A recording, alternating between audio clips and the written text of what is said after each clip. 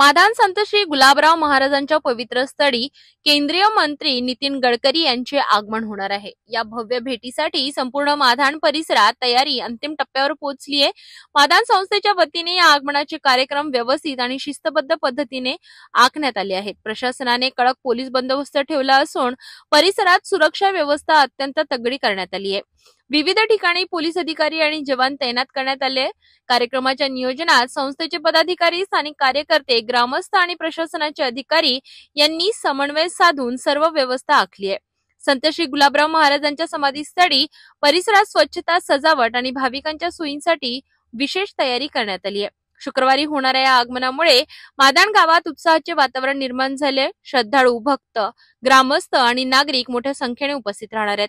संतांच्या भूमीत भक्तिभाव, विकास आणि प्रेरणेचा संगम पाहायला मिळणार आहे।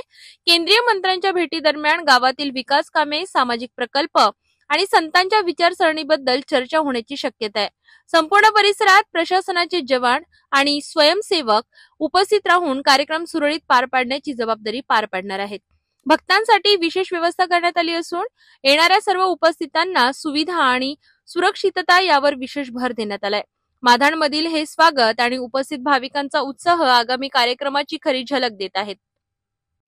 केंद्रीय भूपृष्ठ मंत्री माननीय नितीन गडकरी हे माधानला सदिच्छा भेट देणार आहेत। या तालुक्याशी त्यांचा जिव्हाळ्याचा संबंध आहे, कारण हा तालुका त्यांच्या मामाचा तालुका आहे। म्हणजे हा तालुका त्यांचा मामा आहे आणि त्यांच्या जीवनामध्ये गुलाबराव महाराजांचं महत्त्व त्यांच्या आईने रुजवलेलं आहे। त्याची जाण ठेवून ते उद्या माधानला येथे आहे। इथे त्यांचं जवळजवळ 3 तासाचं वास्तव्य आहे आणि याच्यामध्ये ते दिव्यांग शिबिर आहे, ज्ञानेश कन्या पुरस्काराचं वितरण ते करणार आहे। त्यानंतर 3 वाजता